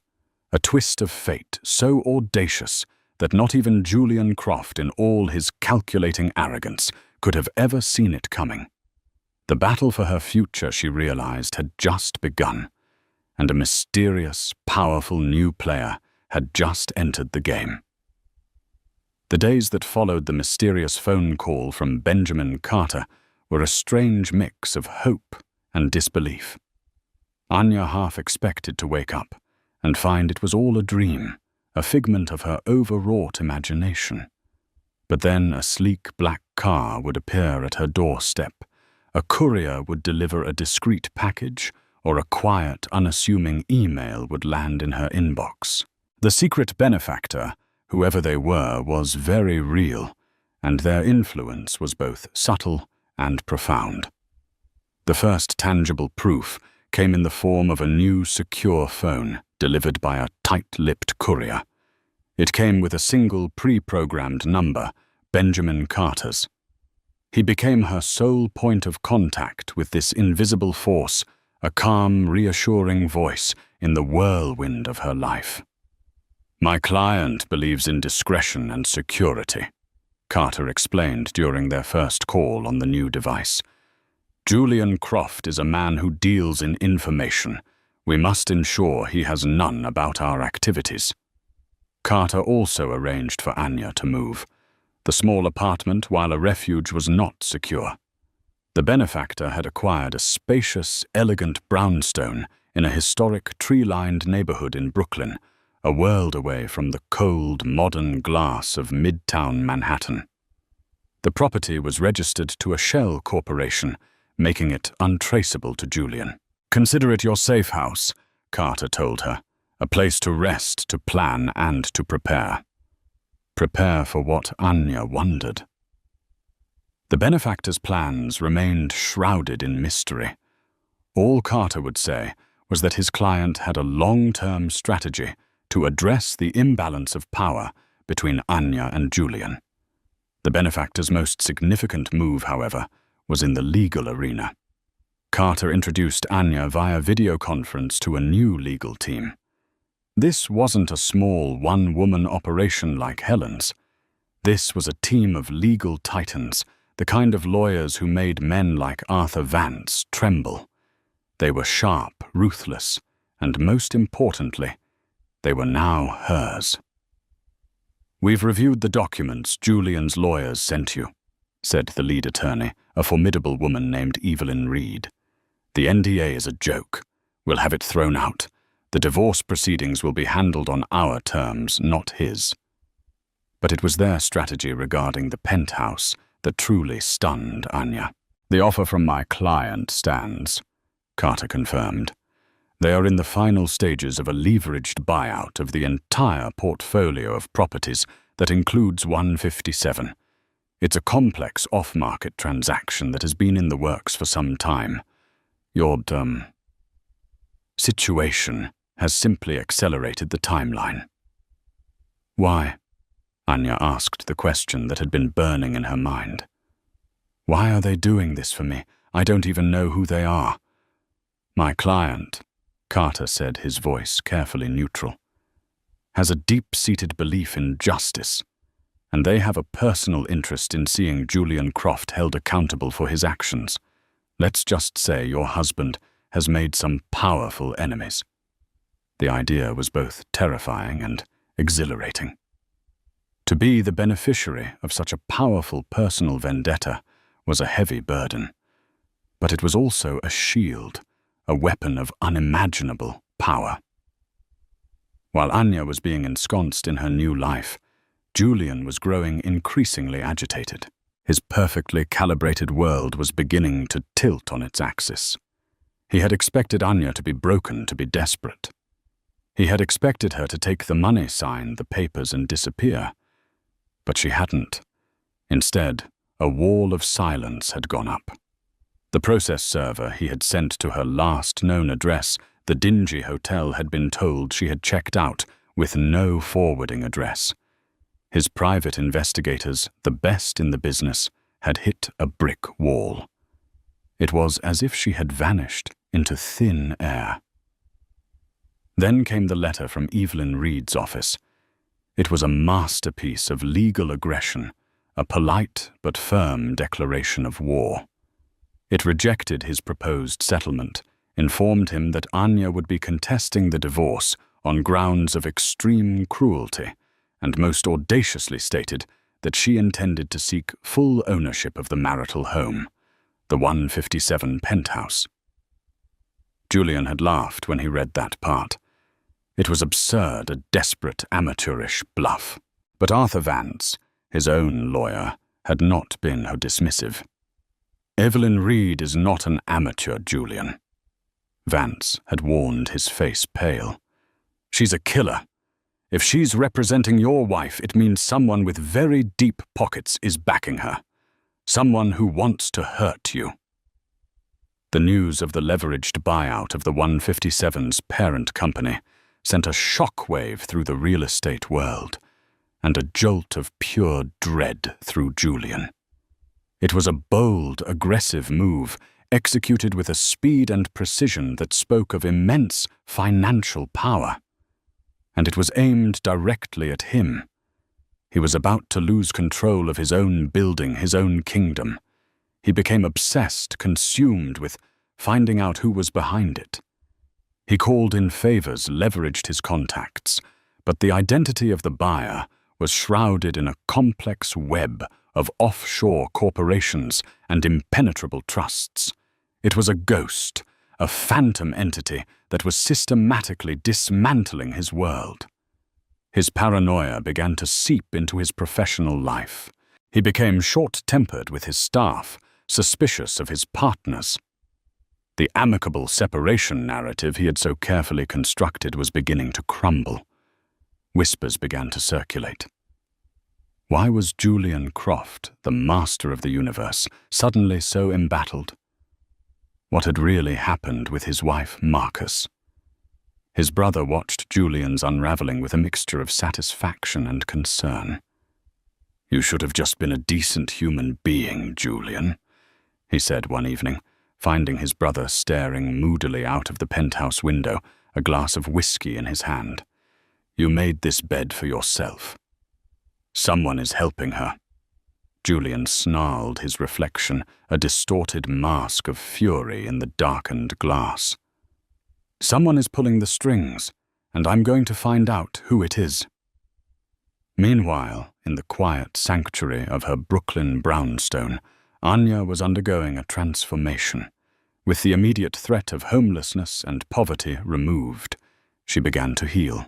The constant fear and anxiety that had plagued her began to recede, replaced by a growing sense of purpose. She started painting again. The benefactor, through Carter, had arranged for a state-of-the-art studio to be set up in the brownstone, complete with the finest canvases, paints, and brushes.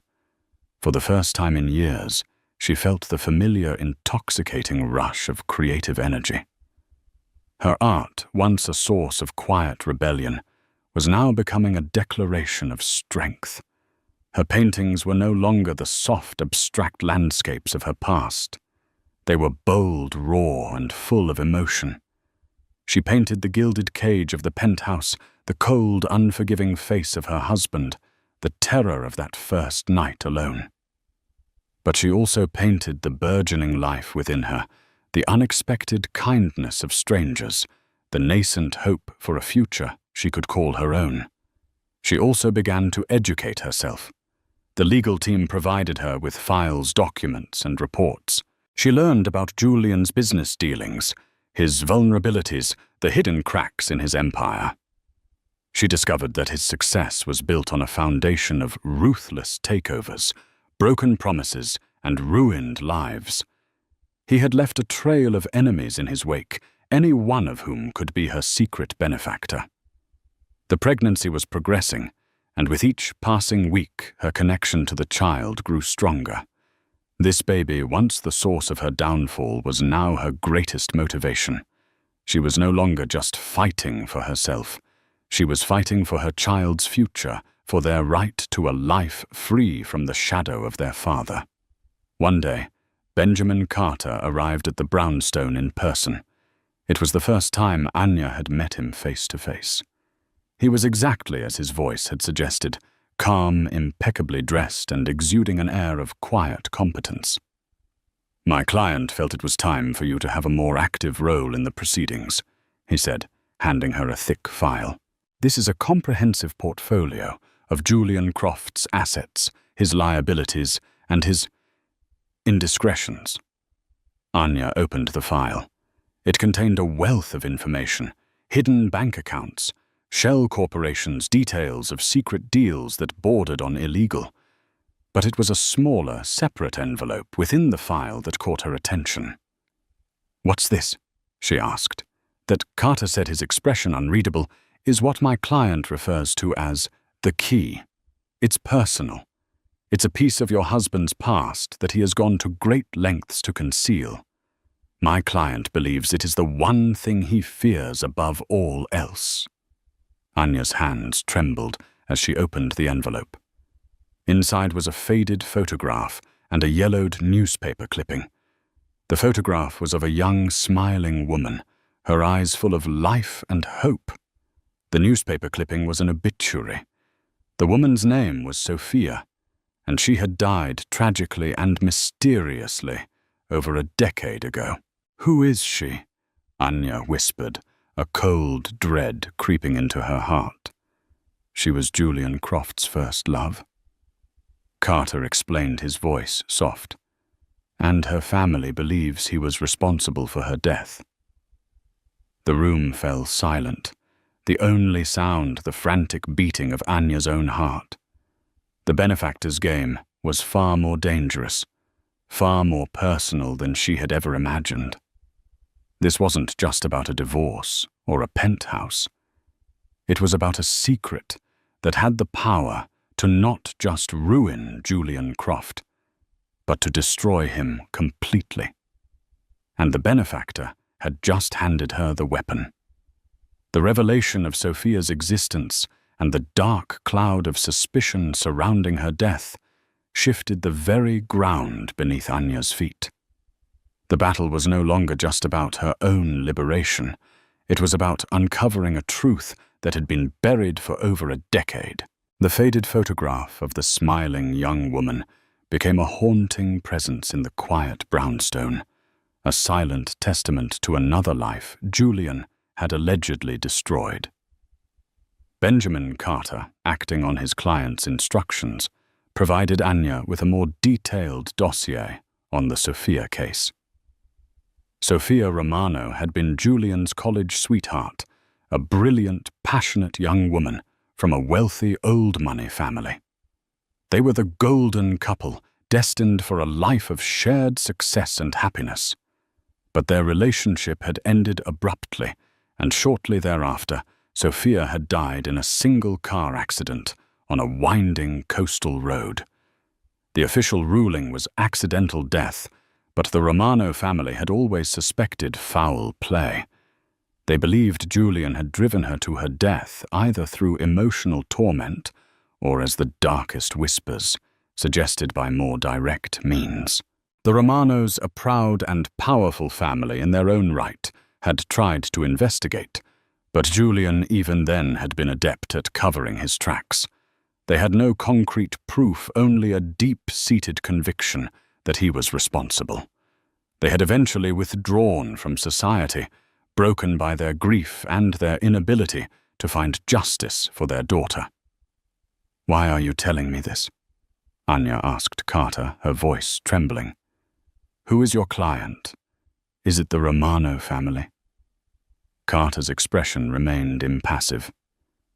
"My client's identity must remain confidential for now, but I can tell you that they were very close to Sophia. Her death was a profound loss." The pieces began to click into place.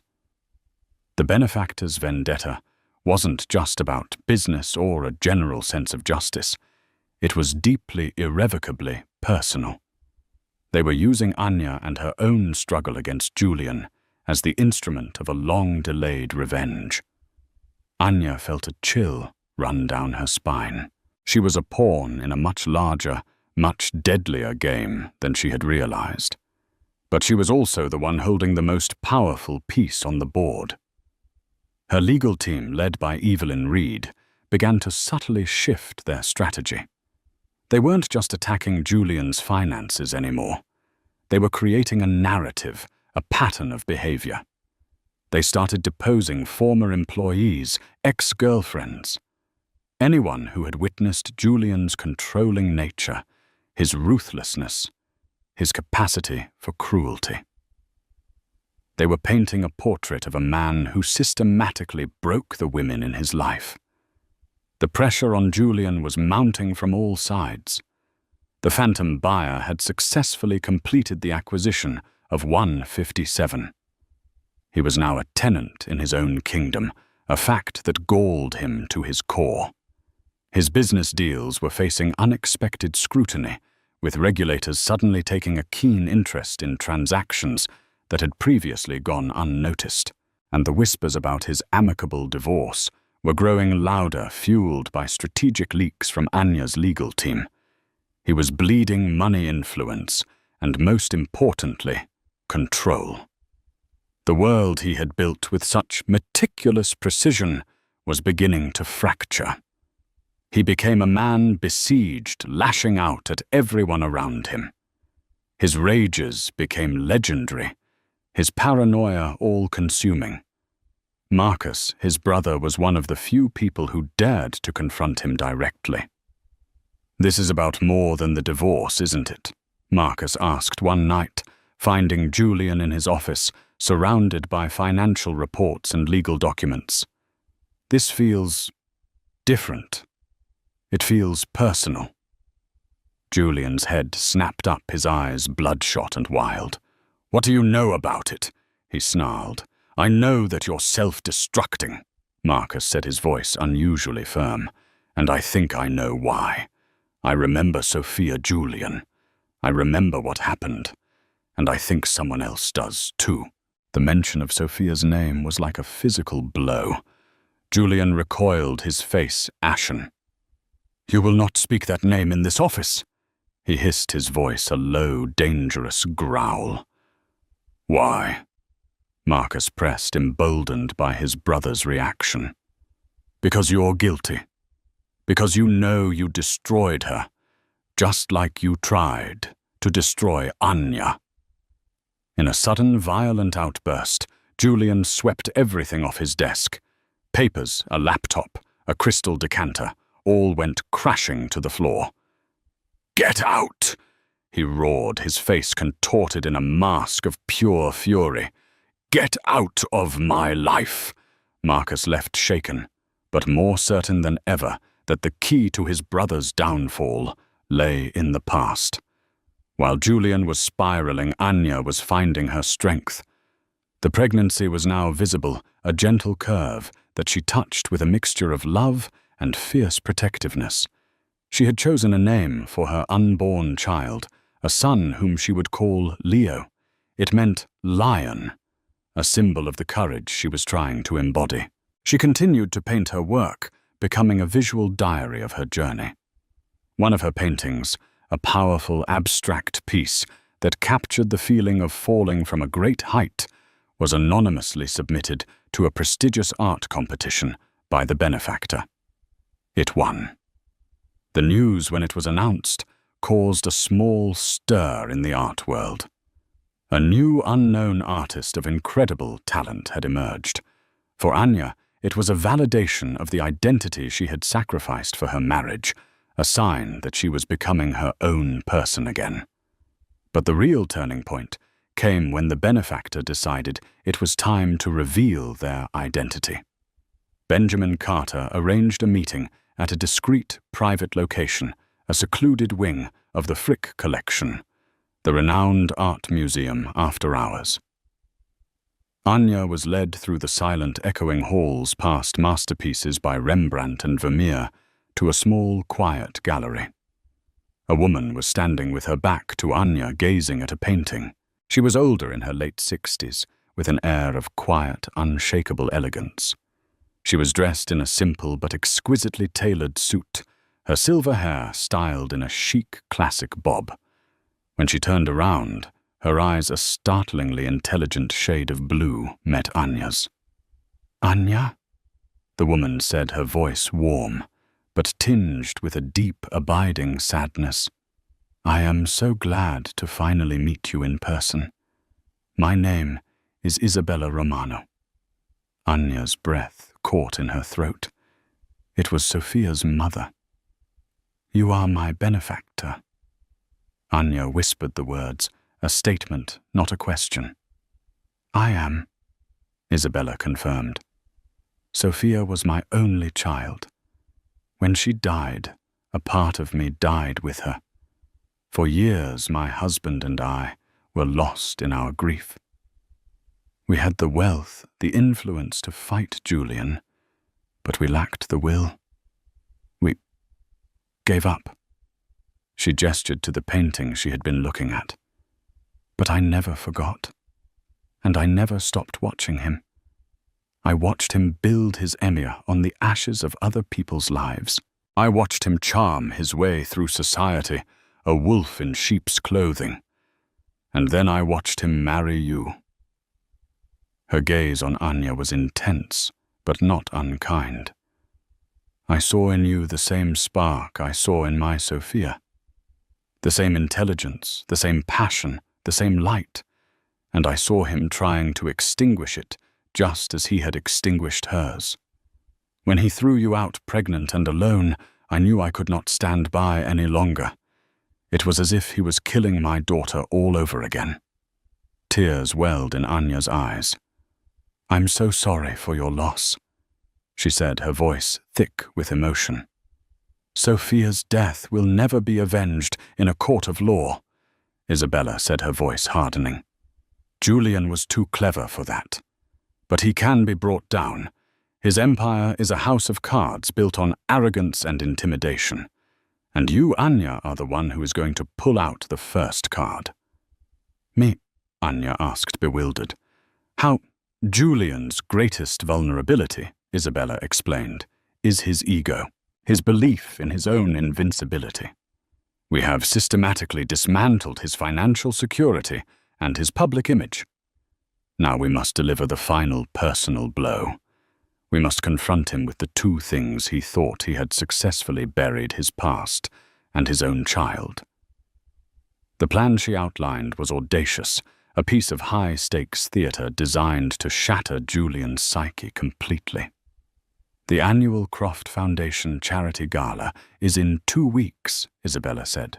"It is Julian's crowning achievement, the one night of the year he gets to play the benevolent philanthropist.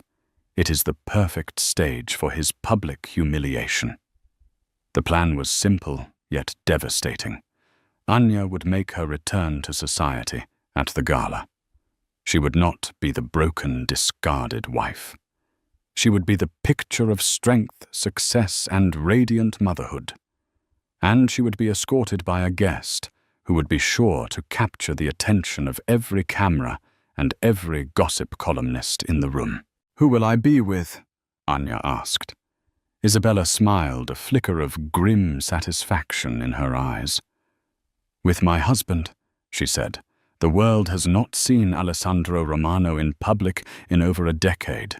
His presence at your side will be a declaration of war that every person in that room will understand."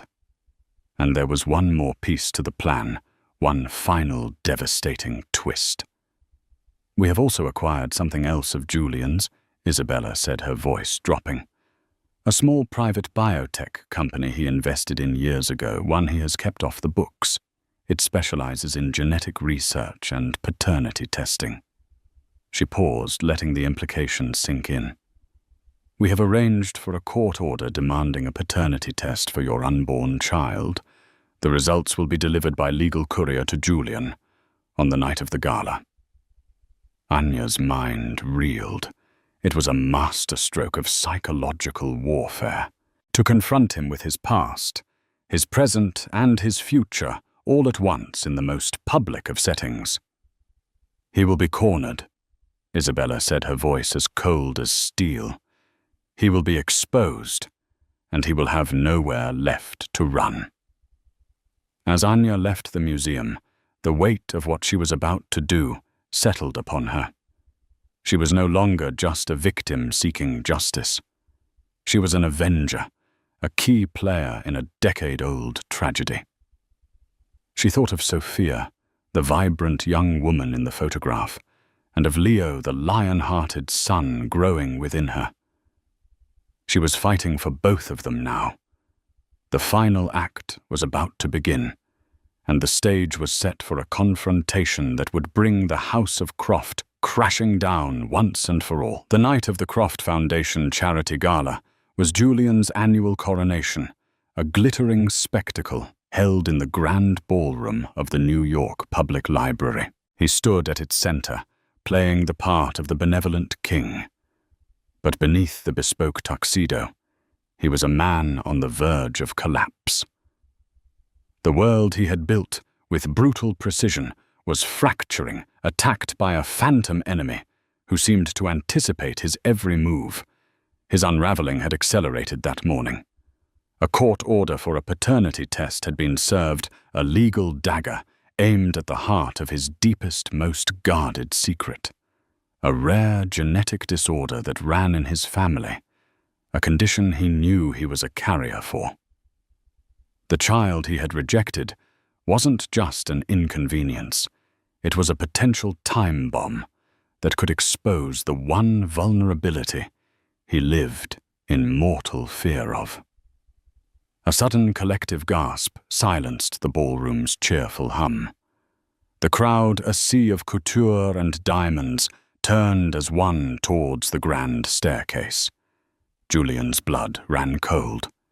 It was Anya. She stood at the top of the stairs, not as a victim, but as a vision of breathtaking power. She was radiant in an emerald green gown that proudly displayed her pregnancy, her eyes locking with his across the room, holding not fear, but a cold, unwavering resolve. The man at her side, however, was the true masterstroke. It was Alessandro Romano, Sophia's father, a ghost from Julian's past, resurrected to witness his downfall. His presence with Anya was a public declaration of war, and every person in that room understood its devastating implication. As they descended, the elite crowd parted for them, camera flashes erupting like gunfire. This was the image that would seal Julian's fate, the exiled pregnant wife returning on the arm of her husband's oldest and most bitter enemy. Anya approached him, her expression serene, while Alessandro stood back, a silent, powerful sentinel. "Julian," she said, her voice clear and carrying, "you're looking unwell." "What is this?" he hissed, his voice a desperate, strangled whisper. "Mr. Romano and his wife have shown me the kindness I never received from my husband," she replied, loud enough for the nearest guests to hear their ears straining for every word. At that moment, a legal courier appeared, cutting through the stunned onlookers. He held out a sealed envelope. "Mr. Croft," he announced, "the results of the court-ordered paternity test." The room held its breath. Julian stared at the envelope, a death warrant for the secrets he'd killed to protect. He knew it would confirm the child was his, giving Anya's lawyers the power to subpoena his medical records and expose everything. "Go on, Julian," Anya urged softly. "Open it. The world is waiting." He couldn't move. He was trapped in the Klieg lights of his own, making a king, cornered in his crumbling castle. Then Anya delivered the final fatal blow, leaning in so only he could hear. "It doesn't matter what that paper says. The world will soon know the truth about everything, about Sophia, about how you really built this empire." She smiled, a chillingly beautiful gesture. "By the way, Isabella Romano bought this library. She's donating it to the city in her daughter's name. Your foundation, your legacy. It will all be erased." That was the blow that shattered him. The intricate facade of Julian Croft, titan and philanthropist, disintegrated. He looked at Anya, the woman he had discarded, and saw the architect of his ruin. With a strangled cry of utter despair, he turned and fled. Pushing through the shocked crowd, running from the cameras from his past, and from the inescapable truth of his own monstrosity. The aftermath was swift and brutal. The story of his public meltdown exploded, and his empire, built on a foundation of intimidation, crumbled to dust. His stock plummeted. Partners vanished, and Julian Croft, the man who had everything, simply disappeared. The penthouse at 157 was officially signed over to Anya. It was no longer a gilded cage, but a true home. She gave birth to a healthy son, Leo, who, in a final act of cosmic irony, had not inherited the dreaded genetic disorder. Standing in her sunlit living room, holding her son Anya, looked out at the city. She had been cast down from this tower, only to end up owning it. Her power wasn't in the building or the money, but in the strength she had found within herself. Aided by a mother's grief, she had faced a monster, and won. She was free, and the future, like the view before her, was limitless. So what do you think of Anya's incredible story?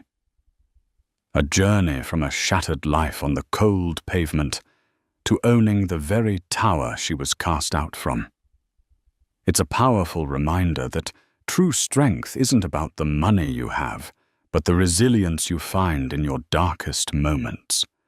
And sometimes justice comes from the most unexpected places.